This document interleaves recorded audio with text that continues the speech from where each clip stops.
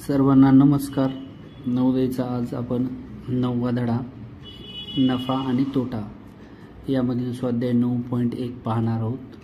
चला तर पाहूया। पहिला प्रश्न आहे पहा, यामध्ये विचारलेले आहे, एका फेरीवाल्याने डझनाला 144 या दराने सफरचंद खरेदी केले आणि प्रत्येकी 15 रुपये या दराने विकले तर त्याला नफा झाला। तर पहा, डझनाला 144 या दराने खरेदी केले म्हणजेच खरेदी किंमत, डझन म्हणजे 12 वस्तू असतात, मग आपल्याला एका वस्तूची खरेदी किंमत करण्यासाठी याला 12 ने भाग देऊ।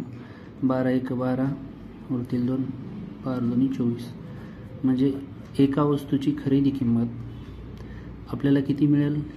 12 रुपये। आणि विकली कितीला? विक्री किंमत 15 रुपये। पहा, जर वस्तू 12 रुपयाला घेतली असेल आणि 15 ला विकली असेल तर नक्कीच या ठिकाणी आपल्याला काय होईल? नफा होईल, बरोबर आहे। तर नफा बरोबर विक्री वजा खरेदी, 15 वजा 12 म्हणजेच तर किती नफा होईल? तर बघा, हा जो 3 रुपये नफा झाला तो एका सफरचंदला झाला। किती झाला? एका सफरचंदला 3 रुपये नफा झाला। तर आपल्याला सफरचंद किती? 1 डझन घेतलेले आहेत म्हणून 3 गुणिले 12 करायचं, 12 त्रिक 36 रुपये। ठीक आहे, तर आपल्याला ऑप्शन नंबर या ठिकाणी 4 नंबरमध्ये पाहायला मिळेल। तर 36 रुपये या ठिकाणी नफा झाला। ठीक आहे, पुढील प्रश्नाकडे वळूया। पहा, या ठिकाणी सांगितले 20 घड्याळे 10,200 रुपयाला विकल्यामुळे 4 घड्याळाच्या खरेदी इतका नफा झाला। 4 घड्याळाच्या खरेदीत का नफा झाला? तर प्रत्येक घड्याळाची खरेदी किंमत आपल्याला विचारलेली आहे। तर पहा, आता घड्याळ 20 आहेत पण ते जर 10,200 रुपयाला विकले तर 4 घड्याळीच्या खरेदी इतका नफा झाला। म्हणजेच ही जी किंमत आहे ती 24 घड्याळाची असेल। हे 4 नफा झाला म्हणल्यावर मग आपण जर याला 24 ने भाग दिला तर आपल्याला खरेदी किंमत निघेल, म्हणजे 10,200 भागिले 24। याची काटाकाटी करून घेऊया।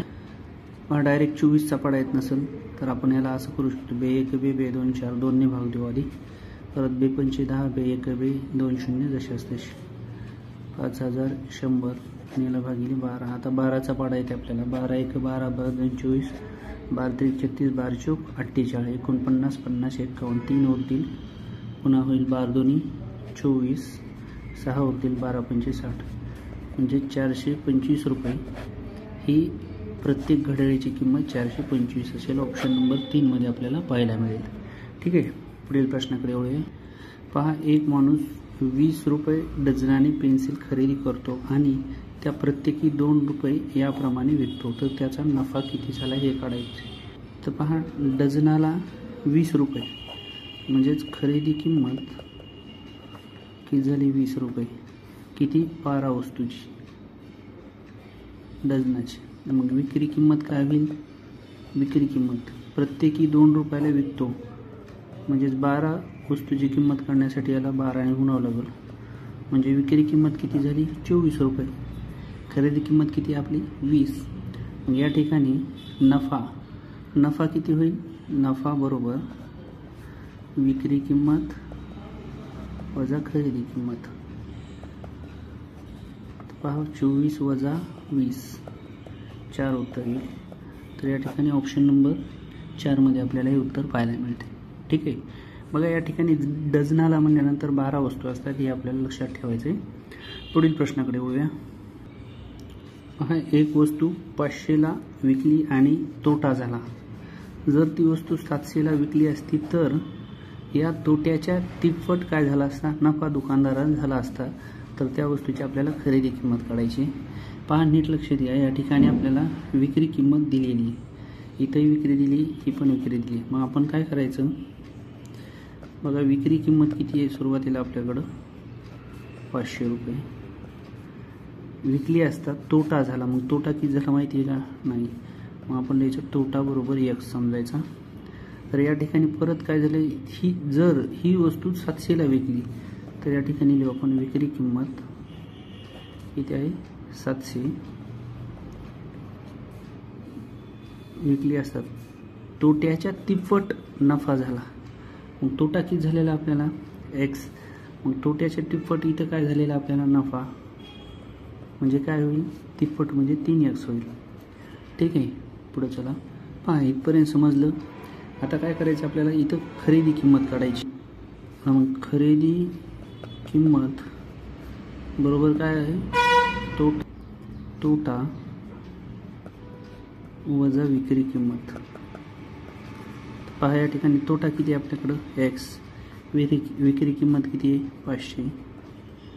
ठीक आहे, तर आता बघा पहा या ठिकाणी होईल x प्लस 500 होईल. बरोबर या ठिकाणी काय राहील, आता आपल्याला खरेदी किंमत इथे काढायची. खरेदी किंमत बरोबर इथं काय होईल, विक्री किंमत वजा नफा होईल. तर या ठिकाणी काय होईल मग आता 700 वजा 3x होईल. तर हे दोन्ही दाखवायचे समीकरणामध्ये आपल्याला. तर काय होईल मग आता हे x या साईडला, तर पहा एक व्यवस्थित मांडून घेऊया आपल्याला. x प्लस 500 बरोबर 700 वजा 3x. आता हे 3x वजा आहे तिकडे गेलं अधिक होतील, म्हणजेच होईल 4x. आणि हे बरोबर हे कसे आहेत 500 अधिक आहेत, पलीकडल्या बाजूला गेल्या वजा होतील, म्हणजे 700 वजा 500. 4x बरोबर 700 मधून 500 गेले 200 राहतील. ठीक आहे, 700 मधून 500 गेले राहतील 200. हे राहील आपले 4x. पहा या ठिकाणी इकडच्या साईडला लिहितो मी. तर काय राहिलं मग आपलं आता, 4x बरोबर 200 राहिले. ठीक आहे, तर आता हे 4 गुणाकारात इकडं भागाकारात जातील, म्हणजे x बरोबर 200 भागिले 4 होईल. 4 1 4 4 5 20 0, म्हणजे आपलं x किती आला 50. किती आला x आपला या ठिकाणी 50 आला. आता x म्हणजे काय या ठिकाणी आपलं, x म्हणजे काय आपला तोटा. तर बघा या ठिकाणी आपल्याला खरेदी किंमत काढायची. खरेदी किंमत बरोबर तोटा अधिक विक्री. तोटा किती आहे मग या ठिकाणी आपला, तोटा किती आहे 50 अधिक विक्री किंमत किती आहे 500. जे उत्तर किती आलं 550.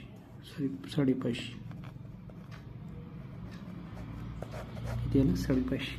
आपण याही सूत्रामध्ये खरेदी किंमत बरोबर विक्री वजा नफा याच्यामध्ये जरी ठेवलं तरी आपलं उत्तर 550 येईल, ऑप्शन नंबर 2 मध्ये.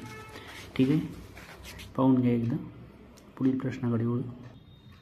पहा एका माणसाने नगाला 4 या दराने 120 आंबे खरेदी केली. मग खरेदी केली तर खरेदी किंमत बरोबर 4 या दराने 120 आंबे खरेदी केले.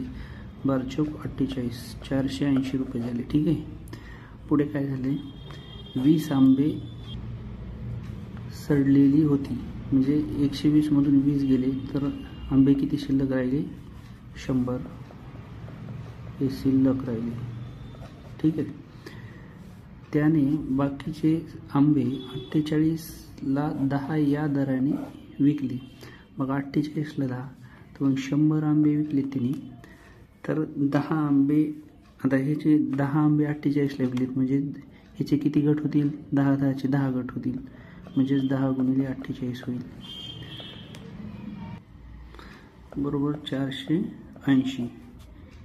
हे काय होईल, याची विक्री किंमत होईल. काय होईल, विक्री किंमत.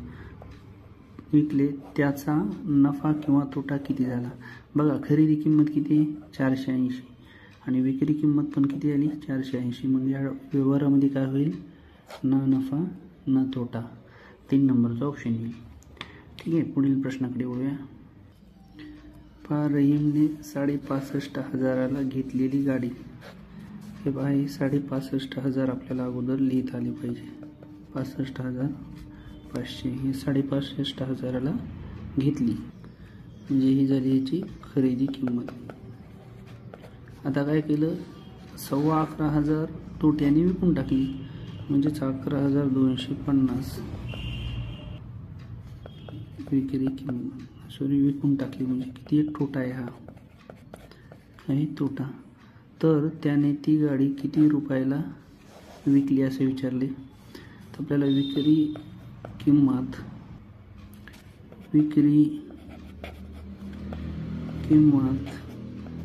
बरोबर खरेदी किंमत वजा तोटा, हे आपल्याला सूत्र लक्षात ठेवायचे. 65,500 वजा 11,250 यांची जर वजाबाकी केली तर ती 54,250 रुपयांना ती गाडी विकली असेल. ऑप्शन नंबर या ठिकाणी आपल्याला 3 मध्ये पाहायला मिळते. ठीक आहे, पुढील प्रश्नाकडे वळूया. पुढील हा शेवटचा प्रश्न आहे 9.1 मधला. एका वस्तूची विक्री किंमत तिच्या खरेदी किमतीच्या दुप्पट आहे तर नफा किती. तर पहा या ठिकाणी आपल्याला एका वस्तूची विक्री किंमत तिच्या खरेदी किमतीच्या दुप्पट आहे.